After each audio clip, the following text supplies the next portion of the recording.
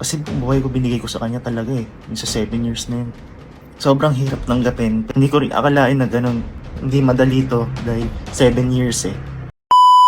Hi guys! So ako nga pala si Clyde Vivas. At hindi ko na rin papahabain pa. Gusto ko rin malaman nyo kung ano yung side ko nung nalaman ko yung lahat. And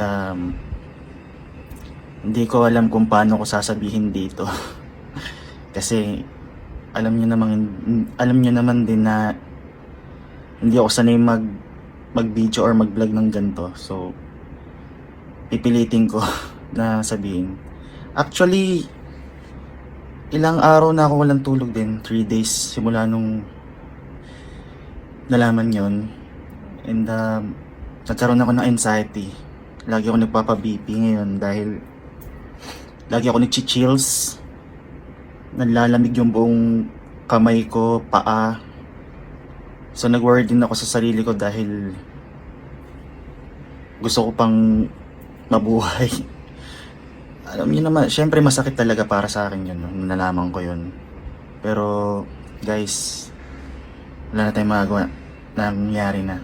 So, bago ko malaman lahat yun, 1 week ago, siguro, napapansin ko na si Lars parang lagi siyang balisa, lagi siyang malungkot.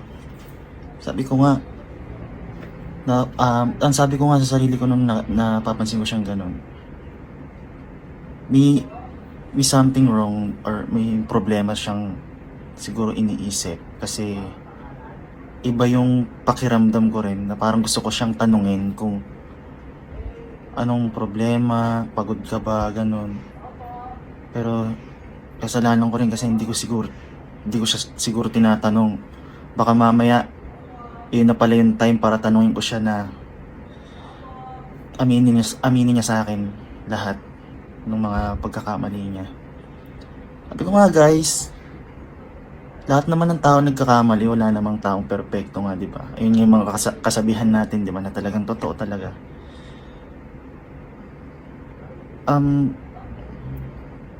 Guys, gusto kong wag niyo nang i-bash si Lars kasi naawa ko eh. Alam niyo yun na meron siguro siya talagang meron siyang dinadalang problema na hindi ko alam, no? Wag na natin siyang i-bash at guys, mas maganda kung suportahan na lang natin siya sa mga kung ano man desisyon niya sa buhay ngayon. Kasi ganun na lang din gagawin ko. Ayun, and nung nalaman ko yung may 1 month na siyang nakakausap. Kasi yung sinabi ko sa post ko guys na nag-iwan lang siya ng mensahe. Ang ibig ko sabihin dun is nag-iwan siya ng mensahe sa akin sa messenger. Chinat niya sa akin. And then yun nga, nalaman ko na hindi lang isa, hindi lang dalawa, kundi tatlong beses niyang nagawa sa akin yun na wala akong kamalay-malay. And then inisip ko rin, nung nalaman ko yun, inisip ko rin sa sarili ko na deserve ko ba yun? Parang may nagawa ba akong mali para magawa niya yun sa akin, di ba? And then binabalik-balikan ko yung mga taon na ang saya namin, wala kaming iniisip na problema. Feeling ko wala talaga akong nagawa guys, kasi buong buhay ko binigay ko sa kanya. Sorry. Kasi buong buhay ko binigay ko sa kanya talaga eh. Yung sa 7 years na yun. Sabi ko nga, sinabi ko sa sarili ko na wala akong maririnig sa kanya na mga pagkakamali talaga.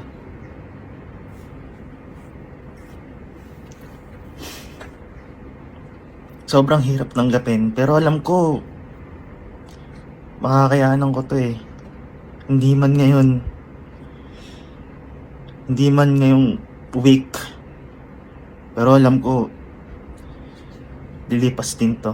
Ang daming nagme-message sa akin kasi concern lang sila sa akin na hindi ko rin akalain na ganun magiging kalaking impact sa social media yung hiwalayan namin. So,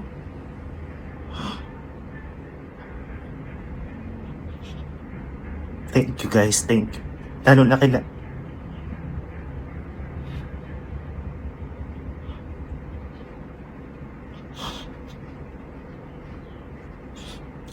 Ate Era, thank you so much, Era. Kasi, binibigyan mong liwanag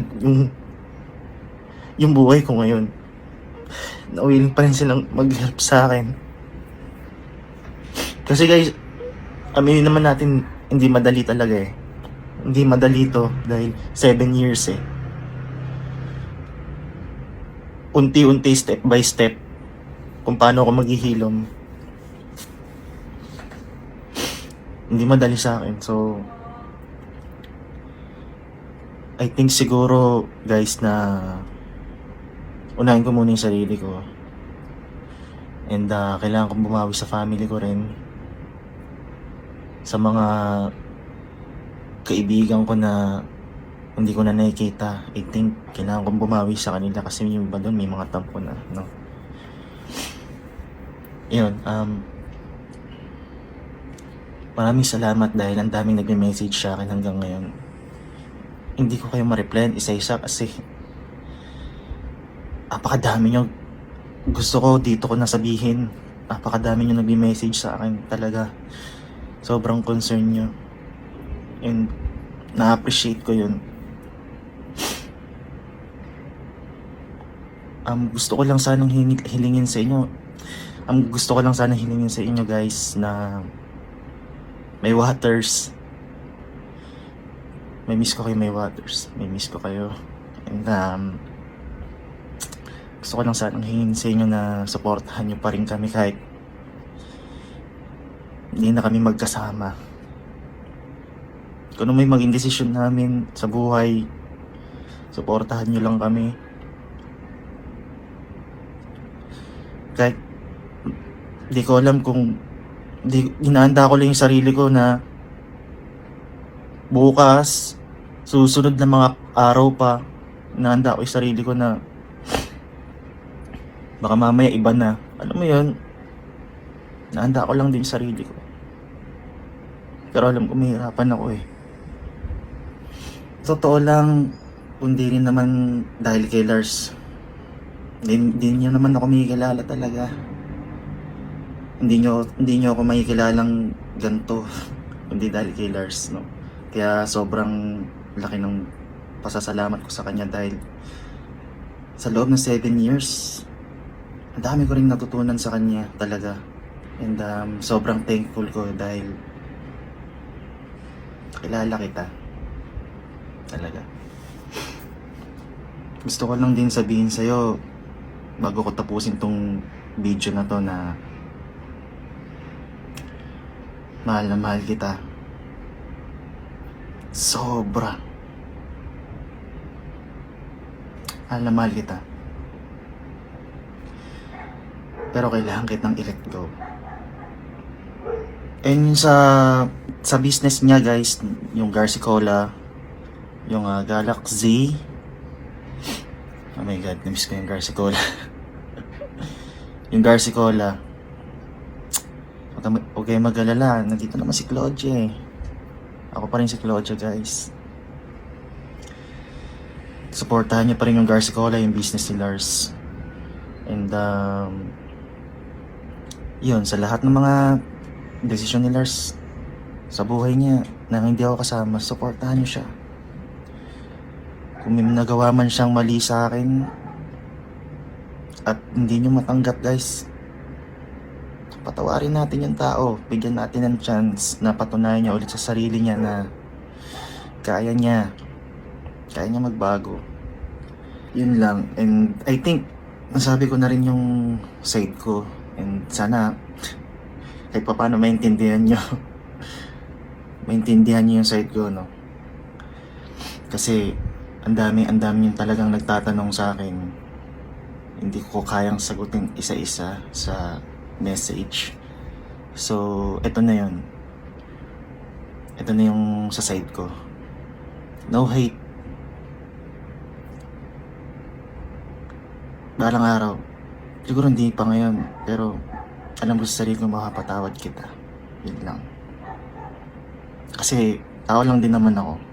Hindi naman ako Diyos para, di ba? Diyos nga nagpapatawad eh. Tayo pa kaya mga tao.